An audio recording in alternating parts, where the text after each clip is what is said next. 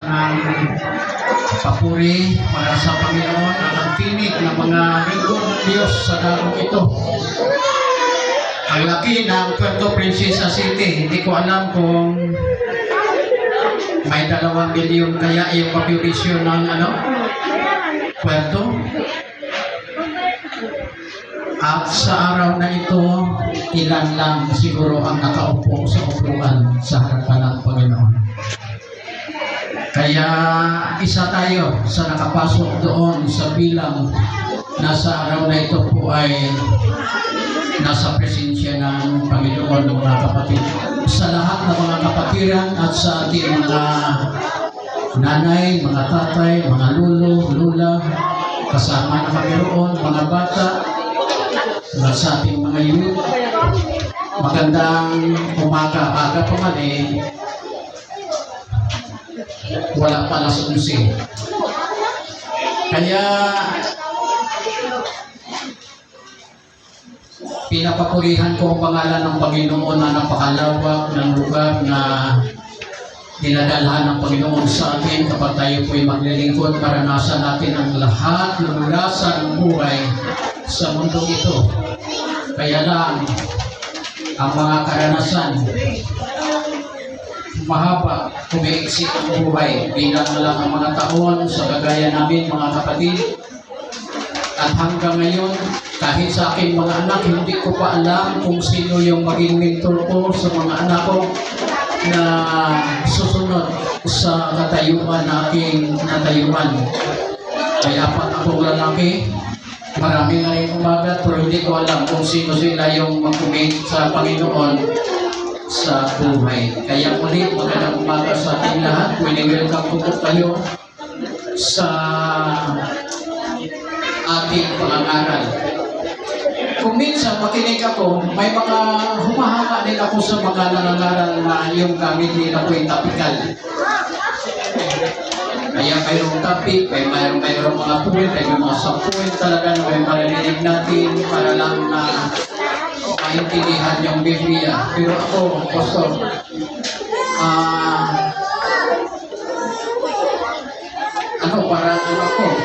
parang gusto ko talaga yung expository. Mayroong topical, textual, historical na kaparaanan. Kaya dito lang tayo sa i-focus natin kung anong naman ng mga nababasa natin. Ito po ang nagustuhan ko. 1981 pa po ako po yung na-order ng pastor. At nagkaroon ako ng formal na training sa theology dito na sa Baptist.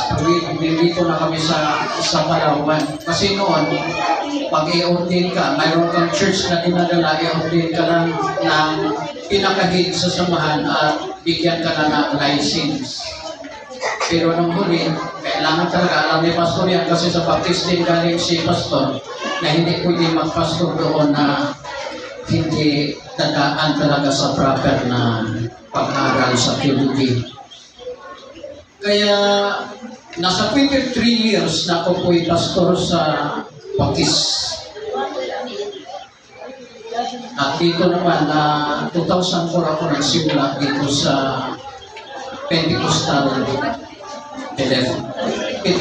faith na katayuan. Kaya kung tingnan natin, lahat na ito po ay umihirap sa mundo ngayon, subalit ng dahil sa freedom, lahat tayo po ay welcome sa pamimili ayon sa choice na binigay ng Panginoon sa atin. Kung mayroon tayong napipili, ito na ang ating paglilingkod. Purihin ang Panginoon. At gusto kong dalhin kayo po doon sa sulat ni Pablo. Kung siguro, Pastor, kung bigyan ko ng topic o tema ang aking pangangaral, kung gawin kong topical, mayroon din topic, knowing Christ personally and knowing your own essence. Amen. Ito lang po ang pinakamahalaga dalawang bagay. Iyong makilala natin ng lubusan ang Panginoon para hindi tayo magtapo ng pagod at magsayan ng panahon. Pangalawa, makilala natin ang lubusan mismo ang ating mga sarili, Pastor. Di bali na lang na hindi natin kilala yung mga diyan sa labas. Amen. Basta yung sarili natin sa harapan ng Panginoon na nakilala natin ang lubusan. Ito po ang ating pag-aralan.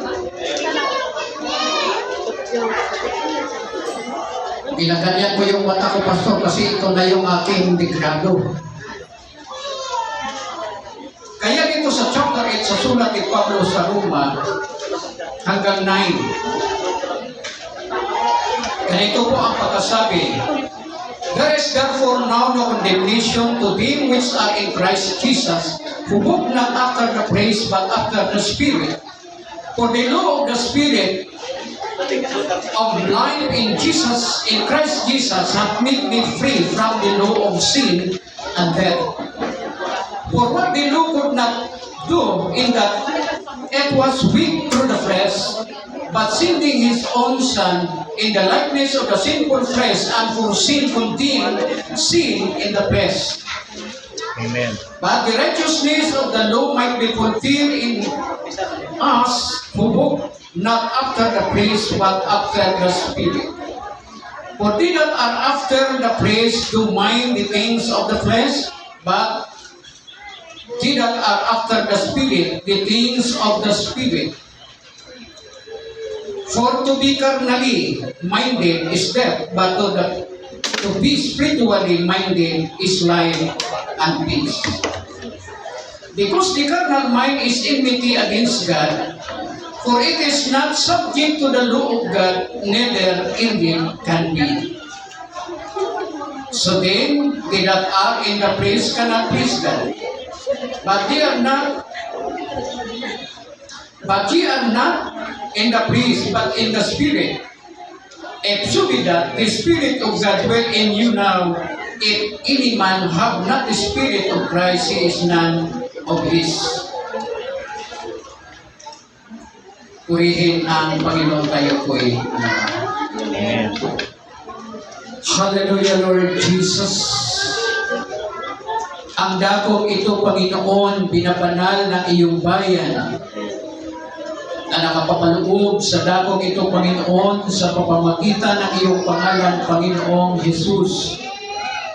Ikaw ang Diyos na dakila, na may lalang ng langit at ng lupa, dakilang Diyos na walang pinagmulan at walang katapusan. Ikaw ang dakilang Diyos na mabuti at tapat sa kasaysayan ng mga araw. Puno ka ng habag at pagmamahal sa kasaysayan ng aming buhay. Ikaw ang Diyos ng katotohanan. Ikaw ang Diyos ng katuwiran at Diyos ng katarungan. Dakila kang Diyos na banal magpakailanman, kaya karapat dapat kang purihin, sambahin, luwalhatiin, pasalamatan at paglingkuran. Dakila kang Diyos na buhay na nakakarinig at nakakakita, kahit sa sekretong dako ng aming puso at isipan iyong nalalaman.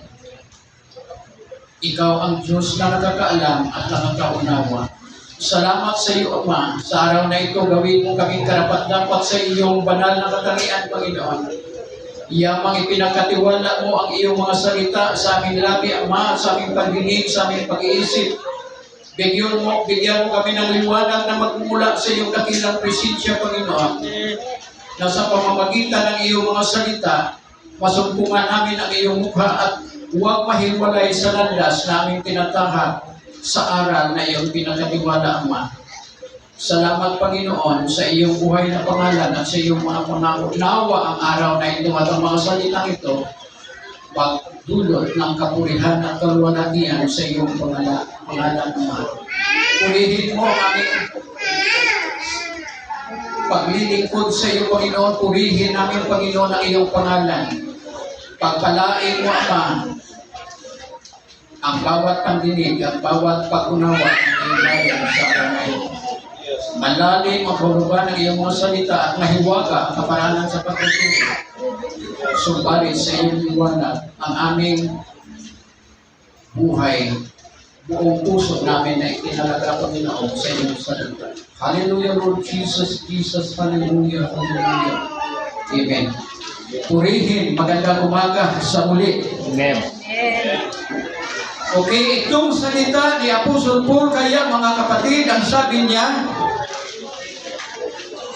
wala nang hatol sa kanila na sa kay Kristo Jesus na lumalakad, hindi ayon sa laman, kundi ayon sa Espiritu. Dahil ang kautusan ng Espiritu sa kay Kristo Jesus ay nagbigay sa atin ng kalayaan mula sa kautusan ng kasalanan at ng kamatayan.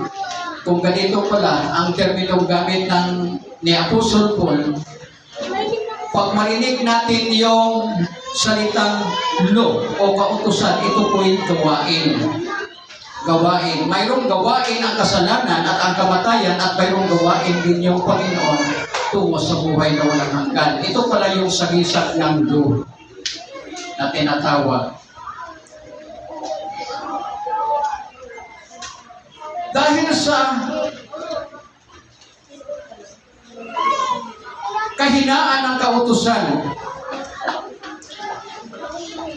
for what the law could not do, in that it was weak through the flesh. Ang mga bagay na hindi kayang gawin ng kautusan sa ating buhay, dahil ito po'y lubhang mahina pagdating sa ating buhay, mga kapatid, ipinadala ng Panginoon ang kanyang sariling anak sa larawan ng isang laman na makasalanan upang hatulan ang kasalanan sa ating laman. Malalim ito, mga kapatid. Upang ang katuwiran ng kautusan maaring matupad sa ating paglakad, hindi sa pamamagitan ng laman, kundi sa pamamagitan ng Espiritu. Napakalalim na salita ito, kaya nangangailangan ito ng attentive hearing, mga kapatid. Dahil kung palimon-limon tayo at hindi natin pakinggan ng mabuti, wala tayong mapala. Amen. For that, dahil sila pong namumuhay sa laman, ang kanilang isipan po ay ayon sa makalaman. Subalit yung namumuhay sa Espiritu, ang kanilang pinanghawakan ang mga bagay ayon sa Espiritu. Dahil ang taong namumuhay sa laman, ang pagiging makalaman na pag-iisip, ito po'y nagdudulot ng kamatayan. Subalit ang maka-espiritual na pag-iisip, ito po'y buhay at kapayapaan.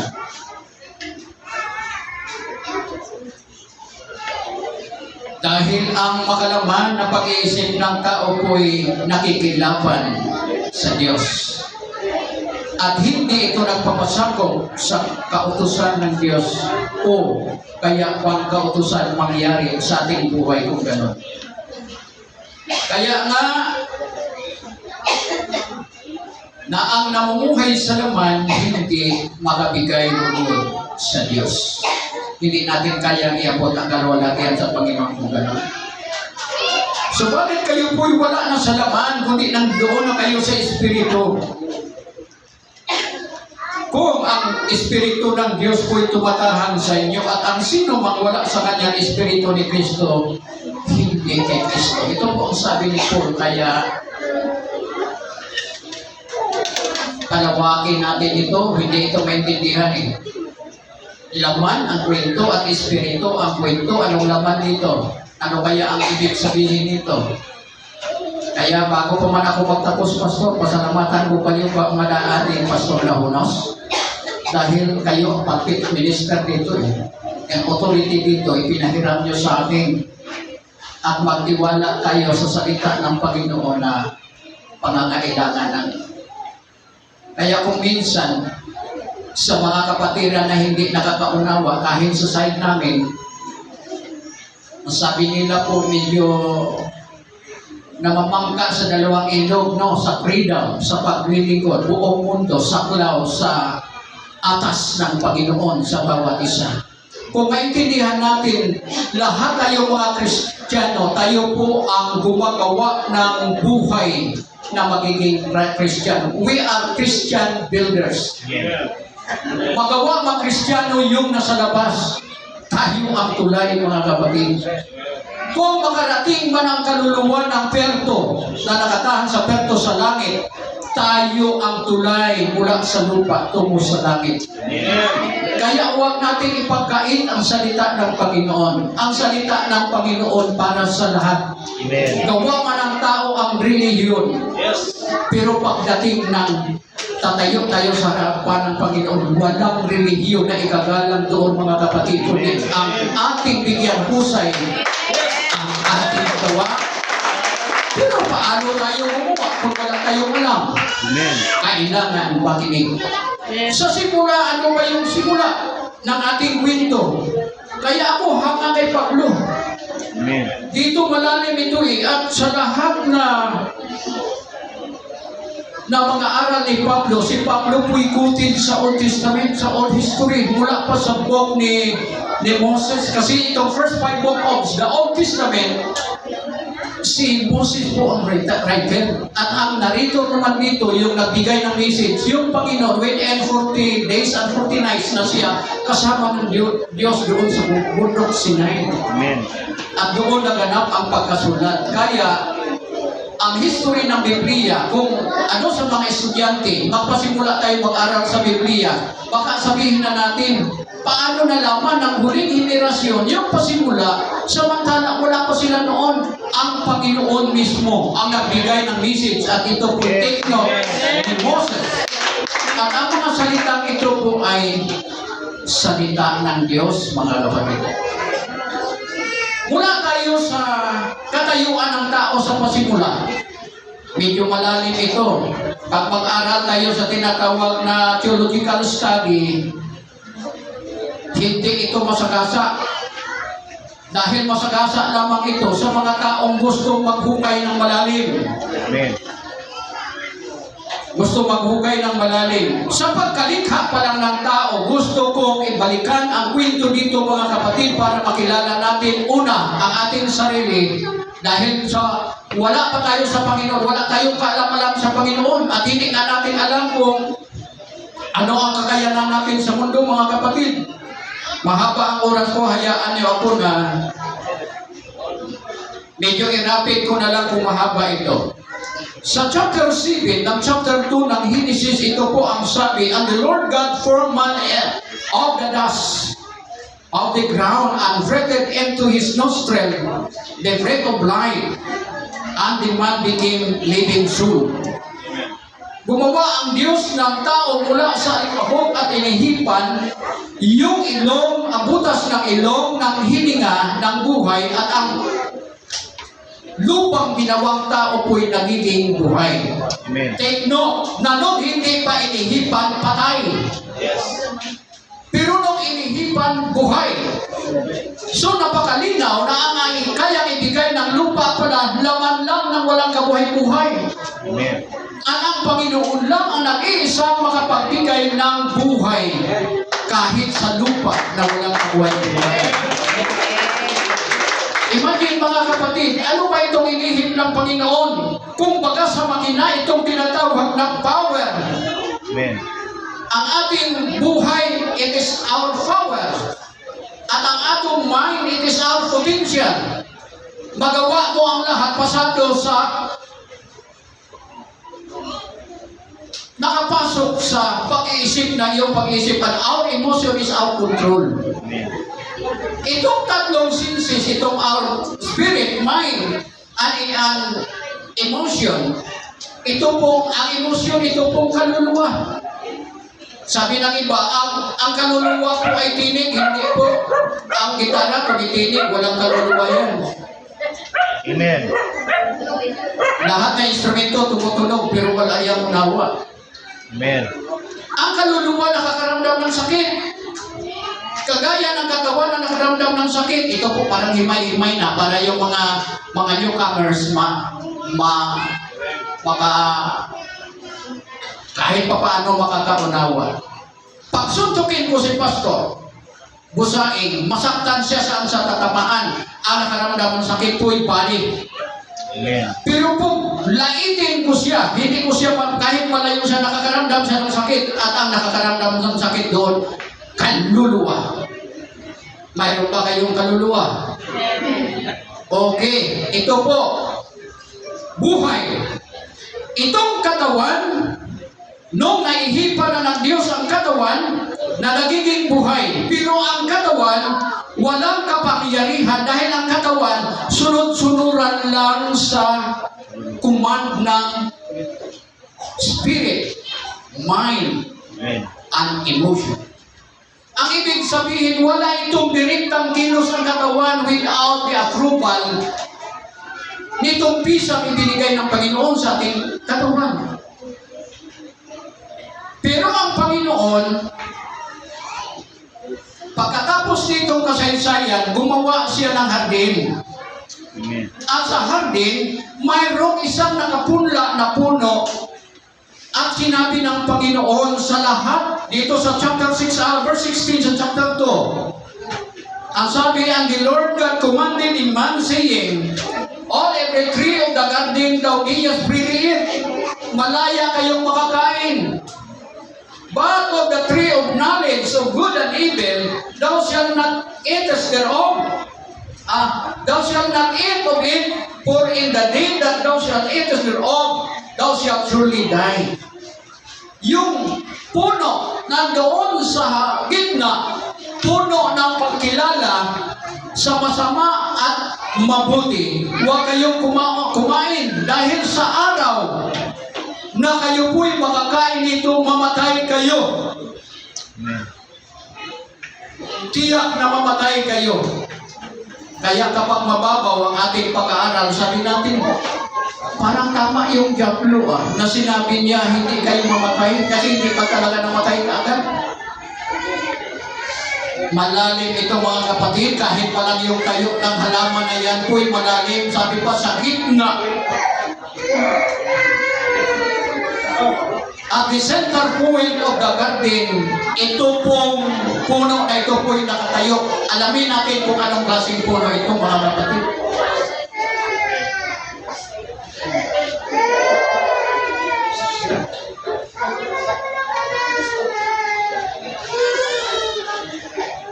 Anong klaseng puno ito?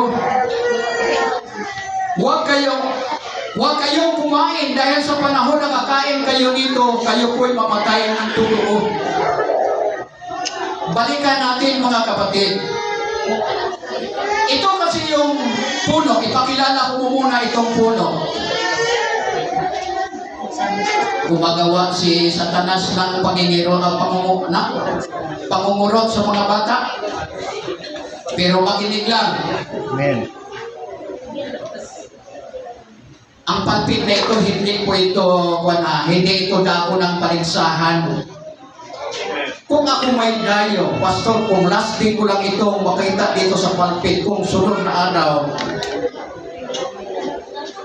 itulak ako ng Panginoon kung anong gagawin niya sa akin. Ito ng huling tingin ko, di ba? Di ba? Pwede na lang na alaala. Amen. Itong aral na ito. Sa pasimula pa ang sabi, noong naihipan ng Diyos ang tao ng ihip na mula sa Kanya, ito po'y property ng Panginoon, itong espiritu na ito, hindi atin ito. Panginoon may-ari nito, yung hinga mo kapatid, Panginoon may-ari niyan. Kaya kung ipahinto ng Panginoon, hindi ka pwedeng sumupin. Yung mic natin, sa Panginoon yan, hindi atin yan. Kung tayo'y matalas ang pag-iisip, biyaya ng Panginoon sa atin yan. Kaya may pananagutan tayo sa Panginoon. Yung emosyon natin na nakaramdam ng parang natutunaw na gala, Amen. hindi sa atin yan, sa Panginoon yan. Kaya nga, palaging pinasinabi ng ating mga song leader, yung ating mga preacher, yung ating mga ngaral, bigay tudo sa Panginoon dahil sa Panginoon ito mga kapatid. Ang sa mundong ito, itong katawan lang na naman. Pero ang panganib, inilagay ng Panginoon yung puno at nagbigay siya ng babala. Huwag kayong kumain dahil sa panahon na kakain kayo po'y mamatay kayo. Ano ba ito? Nilagay yung panganib. It is trail of danger. Danger. Tama ba yun? Panganib. Bakit?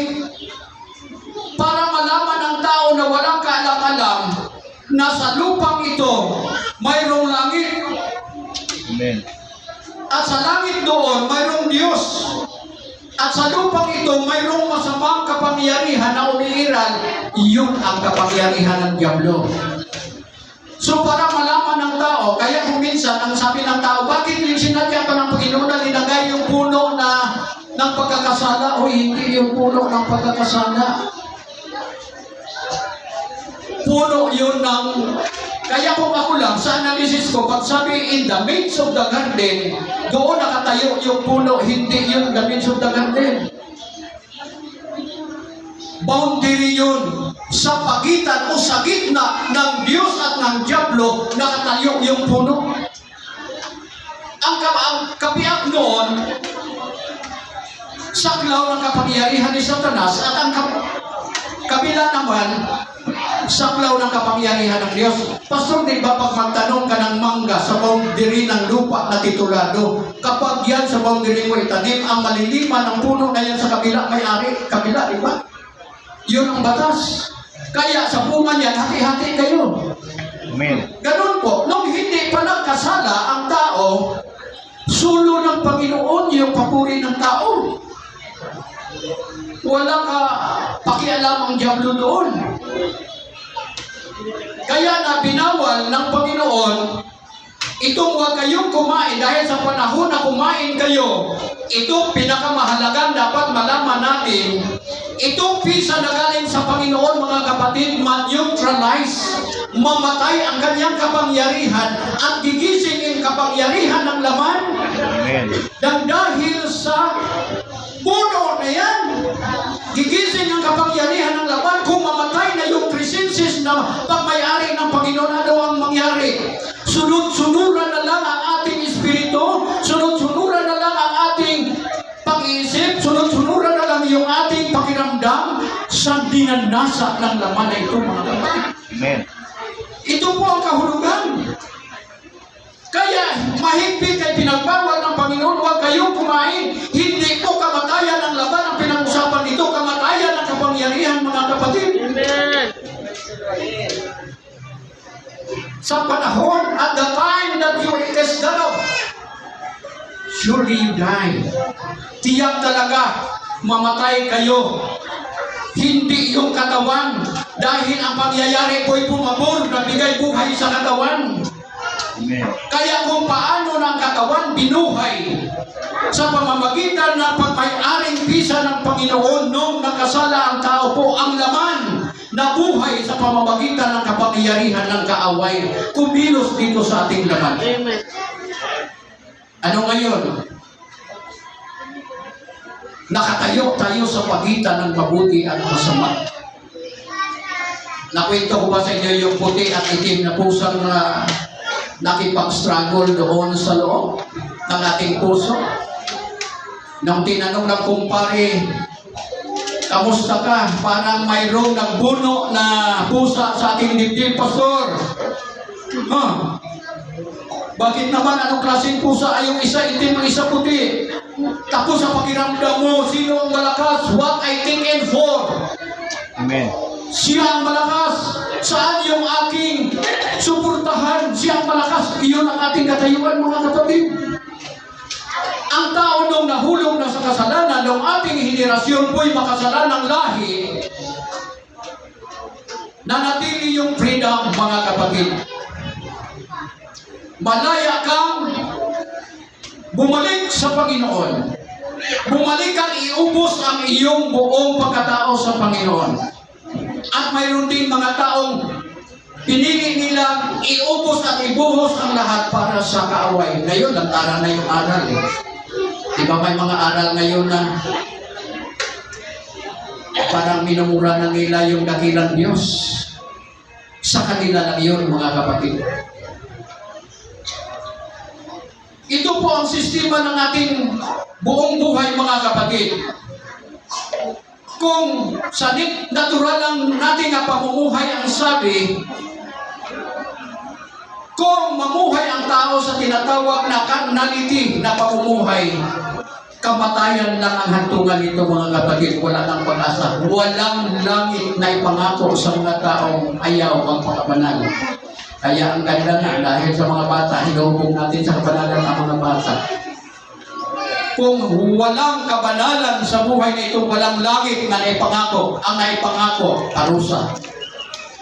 Kaya naalala ko, panahon ng mga cellphone ngayon, may isang akong anak, sabi ko, Fit, mga araw, maglingkod ka na pa. Maglingkod ka na po, may panahon lang. Mayroon talagang hindi ko nagustuhan sa, mayroon talagang hindi ko nagustuhan na siya dahil na naging ganito ako. Natison kasi. Sabi pa, pag magpatay mo na ng sambahan, maglingkod na ako. Sabi ko, mga kapatid, kung may cellphone lang ang anak at may cellphone ka rin doon sa langit at doon sa parusa, mayroon kasing awit, pastor, na hindi ko nagustuhan. Kung ako'y nanguna at nadurusa, tataw ang aking gagawin, tawagan ko siya. Mabuti kung may cellphone, makatawag ka doon. Oh. Kung may cellphone ay kung walang signal. At kung makatawag man, napakalungkot. Amen. Anak, anong kalagayan mo yan pa? Hindi ko kaya. Amen. Hallelujah. Praise the Lord. Hindi ko kaya pa. Amen.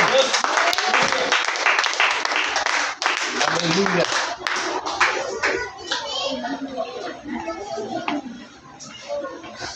Kung ama ang doon, pa, kamusta ka? Anak, hindi ko kaya dito, anak. Hindi ko kaya. Amen. Hallelujah. Yung mga kapatid, kahit nagtrabaho ako, habang nag-isip ako nitong sistema ng buhay, pakayanan ko kaya, kung mayroon akong anak na tumawag sa akin pa, hindi ko kaya dito.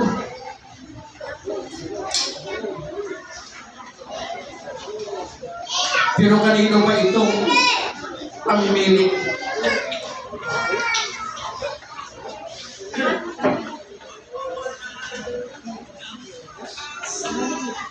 Pamimili ito, mga kapatid, ng mga taong hindi nakikinig sa salita ng Diyos, mga kapatid. Amen. Balik tayo sa ating aral. Nung nakakain na sila, mga kapatid, ang sabi nito, and when the woman saw that the tree was good for food and that it was pleasant to the eyes, and a tree to be desired to make one wise, he took of the fruit thereof and did it, and gave also unto her husband with her, and he did it. Ganon lang kaiksi yung paningin ng babae. Sabi niya, wala kasing alam ang babae, may alam. Nahulog lang sa technical na tanong. Sinabi ba ng Panginoon, sabi ng Diablo, na sa lahat, sa lahat ng punong dito sa harapan natin, hindi ba kayo pwedeng kumain? Niya, pwede. Pwede kami makakain maliban itong isa. Nasa pasabi ng Panginoon, hindi kami kakain ni paghipo. Medyo dumagdag sa doon, pero hindi naman masama na bawalin ang paghipo.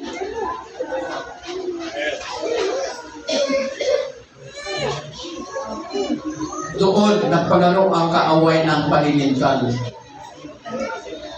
At nung kumain na sila, kanilang mga mata po'y bumukas.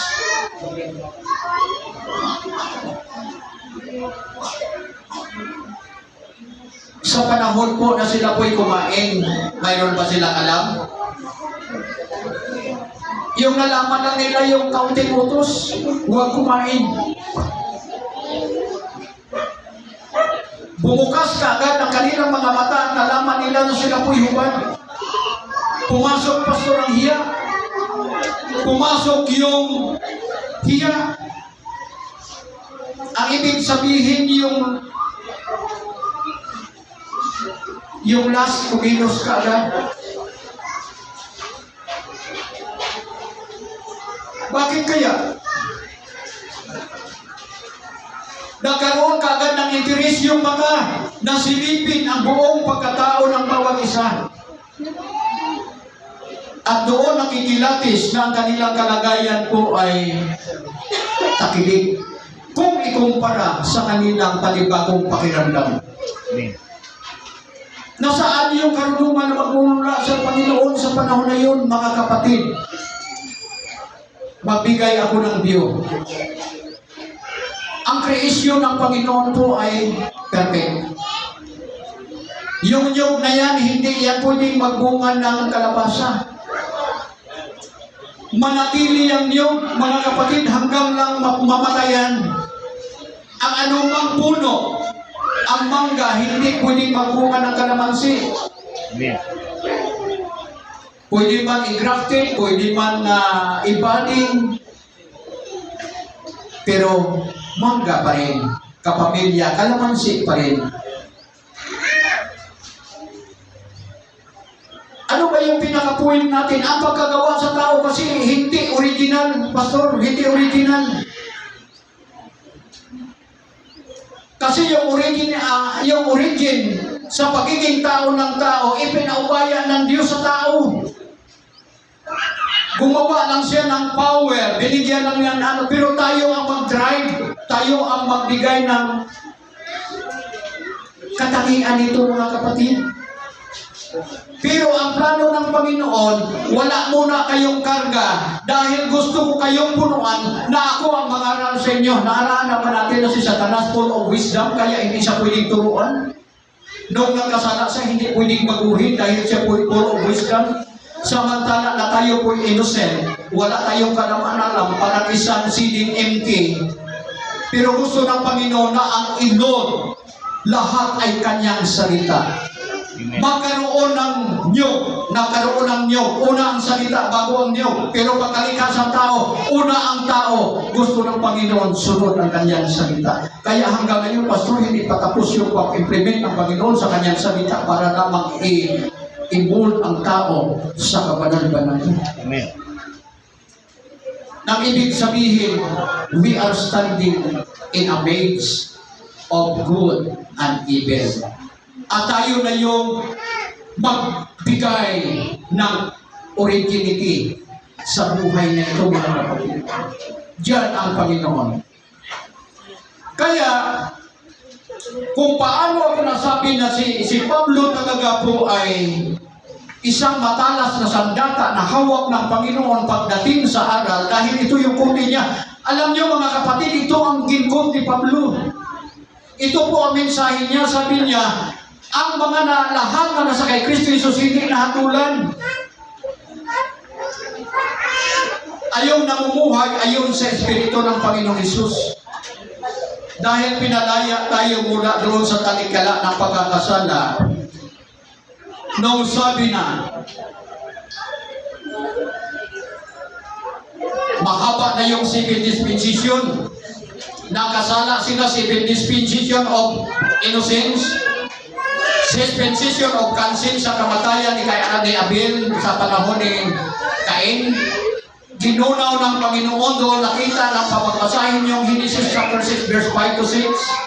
Nakita ng Panginoon na wala na talagang kapangyarihan ang espiritu, ang mind at saka yung emosyon, lahat ko'y masama na. Talagang ito po'y nalubog ng husto sa kapangyarihan ng kasalanan, wala nang magawa ang Panginoon kundi baguhin ang lahi. Pagbago ng lahi sa kinuha, walang magawa ang pagbago ng lahi. Binigyan ng kautusan, 1,250 years na umiiral ang kautusan sa lahi ni Abraham. Walang magawa iyon. Ang kutin ni Pablo na ang kautusan na ito po'y mahina, walang kapangyarihan na ang tao po'y baguhin mula sa kapangyarihan ng pagkakasala, mga kapatid. Kaya ang Panginoon na planong siya po'y darating. Pagbasahin niyo sa Isaiah 35 verse 3 to 6. Ang Panginoon po'y darating, sabihin niyo sa may mahina Akin mo. palakasin ang nanglupaypay ng mga kabay at pasibayan nanginginig ng mga tuhod, sabihin sa mga tao may matakuting puso, huwag matakot dahil ang inyong Diyos po'y darating. Ang inyong Diyos po'y darating. Darating siya na may paghihiganti, dala niya ang katumbas ng bawat gawa. Ano ba yung katumbas ng bawat gawa? Mabuti man na gawa, masama man na gawa, lahat na ito po'y baguhin ng Panginoon. Kaya sabi naman ng iba, bakit pastor, hindi ba kaya ng Panginoon iligtas yung tao na hindi na dapat siya magkatawang tao pa? Hindi pare. Hindi kaya ng Panginoon na iligtas yung tao na hindi siya magkatawang tao. Kasi yung problema sa buhay ng tao wala sa kanyang propiedad, nasa kanyang loob na buhay, loob sa kanyang espiritu, sa loob ng kanyang mind, sa loob ng kanyang damdamin, sa loob ng kanyang katawan po'y dumadaloy ang kapangyarihan na hindi maklasa, hindi matanggal-tanggal. Amen. Kaya, for the weeds of sin is death. Ang sabi pa doon sa Romans 3 verse 10, walang isang mabuti, walang isang gumawa ng maduwid, walang isang mabuti. Amen.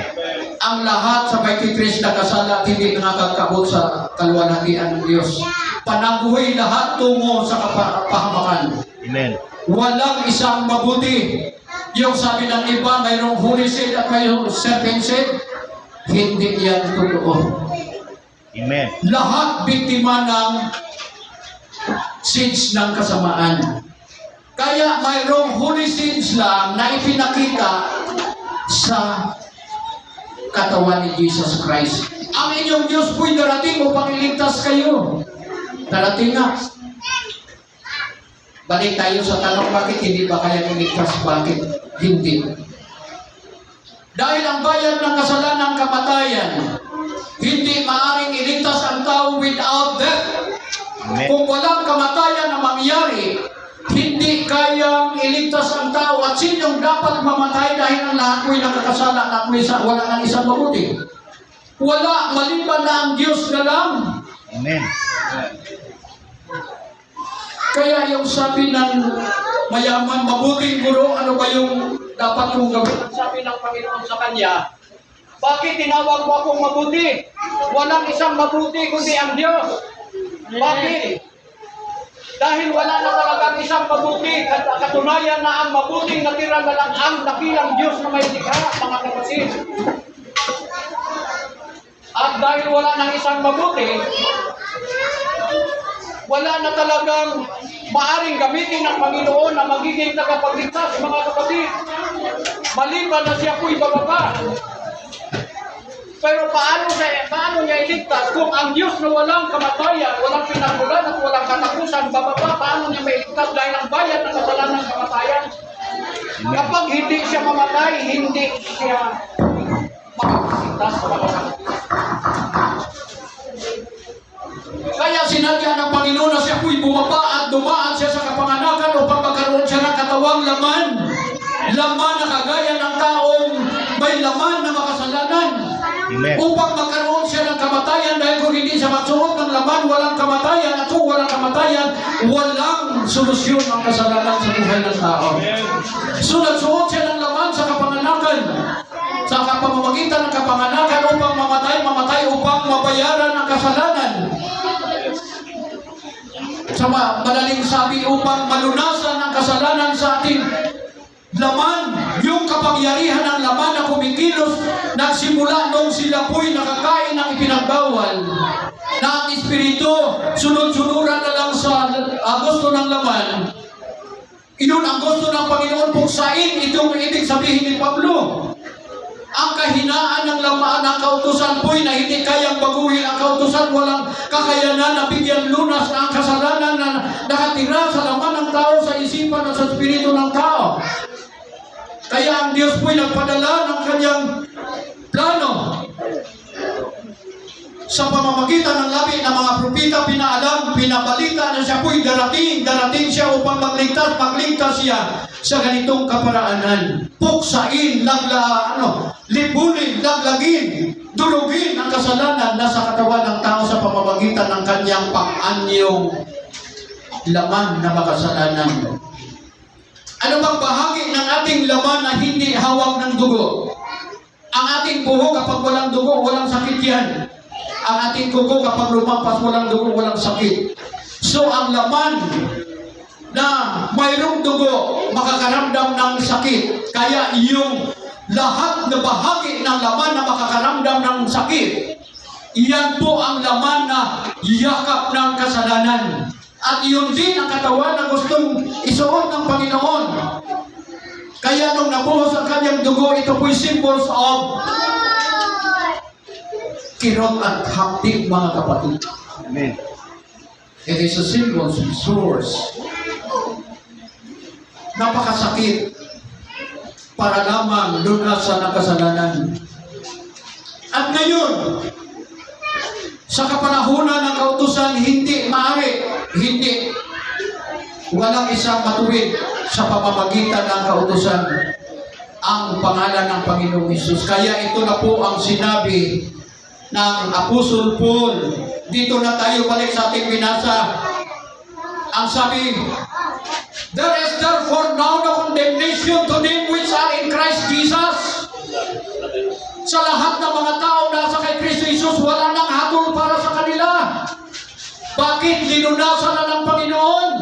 Binayaran na ng Panginoon ang ating pakasalanan nung tayo po'y nagpasaklulo sa Kanya nung tinanggap natin siya. Kaya hindi maaari na ang tao po'y magtanggap na ako, Pastor Roy, gusto kong tanggapin mo ang Panginoon. Hindi. Kaya ako magbautismo, kapatid. Tinatanggap mo ba ang Panginoong Hesus na iyong personal na tagapagligtas ng Panginoon upang paglingkuran? Opo, Pastor. Sabihin mo sa Panginoon dahil makinig ako. Kailangan bigkasin ang kanyang labi dahil sinabi ni Paul sa chapter 10 ng Romans, verse 9, kung binibigkas ng inyong labi, ito po'y ginagawa para sa kasalanan, sa kaligtasan. Amen. Kaya personal, talagang i-release mo yung tunog na iabot mo sa Panginoon at tinatanggap mo ang Panginoon dahil ito lang po. Wala nang hatol sa mga tao tumanggap sa Panginoon.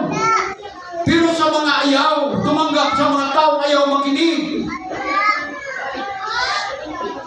Mayroon pa rin bayad ang kasalanan.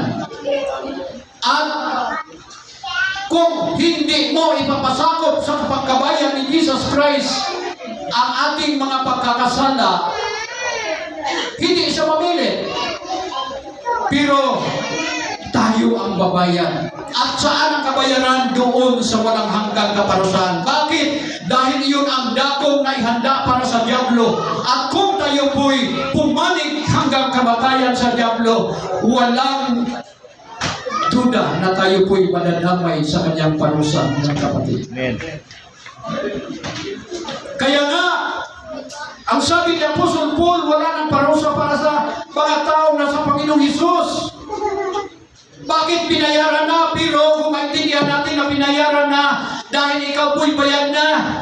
Ang kamatayan ni Jesus Christ hindi bayad. Tayo lang ang gumagawa ng terminong bayad dahil tayo binayaran. Ang termino doon, lukat. Bakit? Hindi bayad, hindi si Jesus Christ ang nagbayad dahil wala siyang pagkakautang. Tayo ang may pagkakautang, linukat lamang tayo. Pero ang ating pagkakautang dahil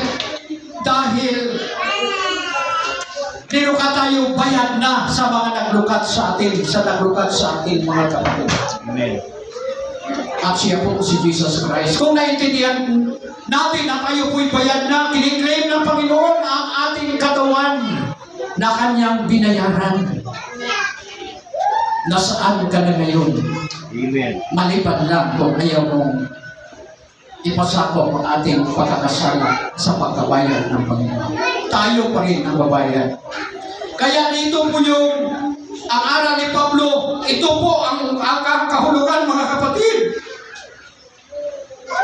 Ang kautusan walang nagawa, sinabi niya sa chapter 3 at sa verse 3. Ang may nagawa lamang, ang kamatayan ni Jesus Christ yung may nagawa. Upang ang katuwiran na ninanais na kautusan po'y maganap sa ating paglakad, hindi sa pagsunod sa laman kundi sa Espiritu. Balik tayo doon sa kapangyarihan ng Espiritu. Kung paano na yung tao kumain ng bunga ng ipinagbawal na neutralize yung kapangyarihan na mula sa Diyos. Noong panahon na tinanggap natin ang Panginoong Hesus, yung nagahari na kapangyarihan ng kasalanan sa ating buhay, totally, it should be neutralized. Maiwalang bisa lahat itong pagkakasala. Kaya ang sabi ng Panginoon,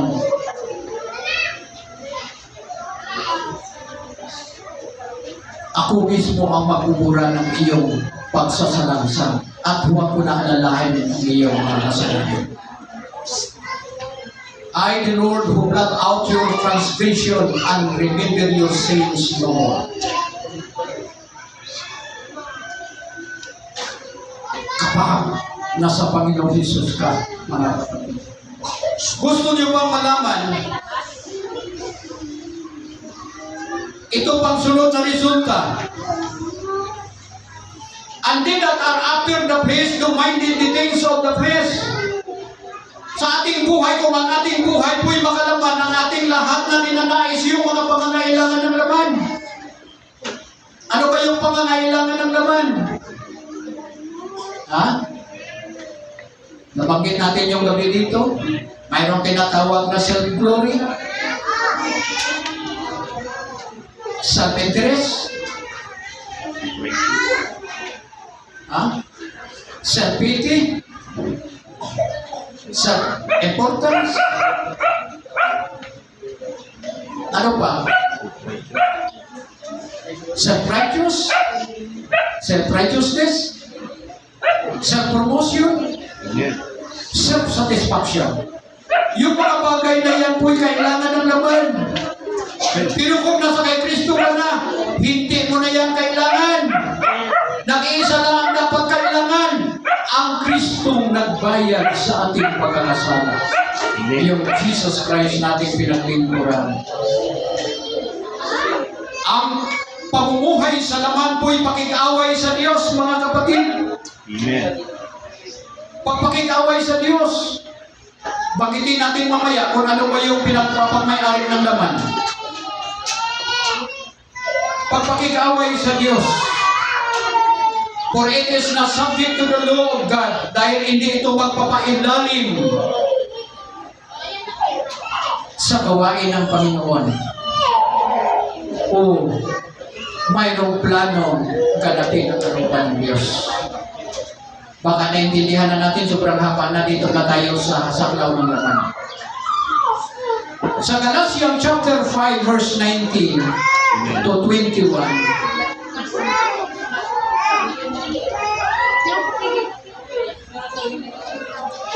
Now the work of the flesh are manifest.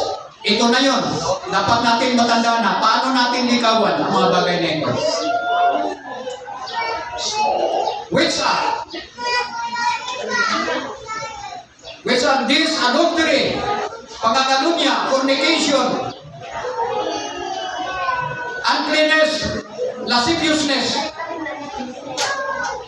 pagkakalunya, pakikiapid, karumihan, kalibugan, sa hilonggo, pagpatuya. Pagsabing pagpatuya, kahit magulang hindi makapigil, kita yung mga pangyayari sa buong karanasan sa ating kapanahonan.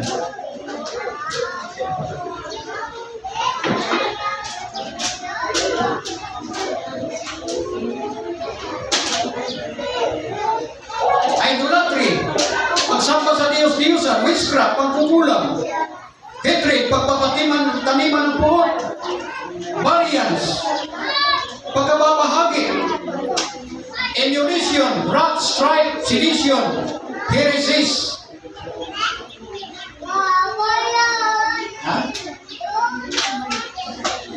Pagkagalit, pagkababahagi, pagkakampi-kampi, pagtatalo, envying, mandiring, drunkenness, revealing, pag-inggitan, patayan, lasingan, pag-away-away. Ang ganyang uri ng pamumuhay po'y pinabalaan ko, sabi ni Apostol Paul, kagaya ng aking pabalaan na ang gumagawa ng ganong mga bagay hindi makapasok sa buhay na walang hanggan. Amen.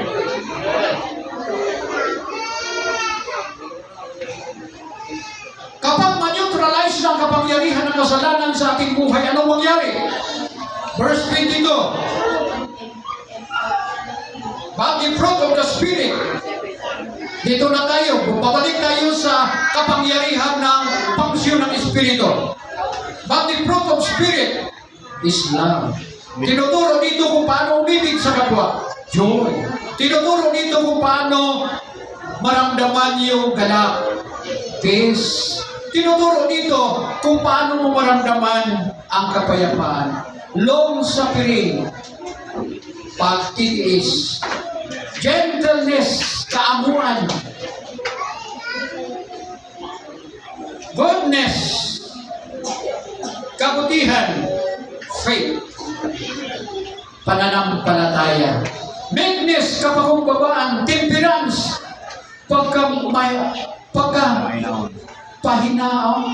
Mahinahon. Sa mga bagay na yan, walang batas na kalaban. Amen. Positively talaga, pumunta ka na ng langit. If you do this thing, sabi pa ni Apostol Pedro,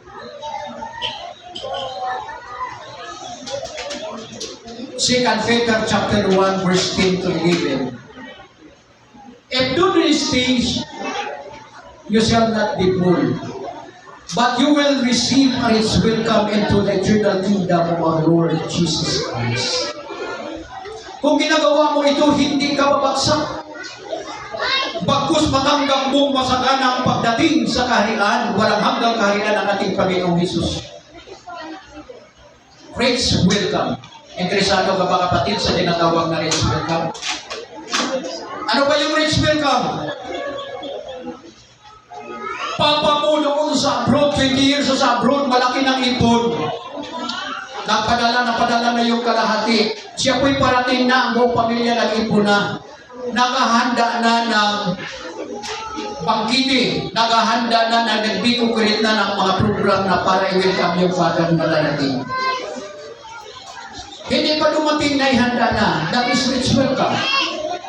Kung si Marcos darating dito sa Bungka, o sa ano, Taguros, lahat maghanda, para hindi makapahiya. Pag sabi na, you will receive a rich welcome to enter into the eternal kingdom of our Lord Jesus Christ in heaven. Aba, mga kapatid, kagabi, nag-rehearsal kayo. Nag-practice kayo. Ngayon pa lang, nag-practice na sila. Kaya ang sabi ng Panginoon, pupunta ako doon upang paghandaan ko kayong dako. Pag nahanda ko na, papalik na ako. Amen. Ang ganda. Ngayon pa lang, pinanghinanapikan ka na ang tagal ni Pastor Pusay, ni Pastor Nahunos, ni brother, ni sister, yung song leader na palaging naghihirap. We welcome. Ang tagal, nahanda na kung alam mo lang na matagal nang ihanda ang langit para sa iyong pagdating. Huwag ka nang magpalupo sa takbo ng mundo kapatid.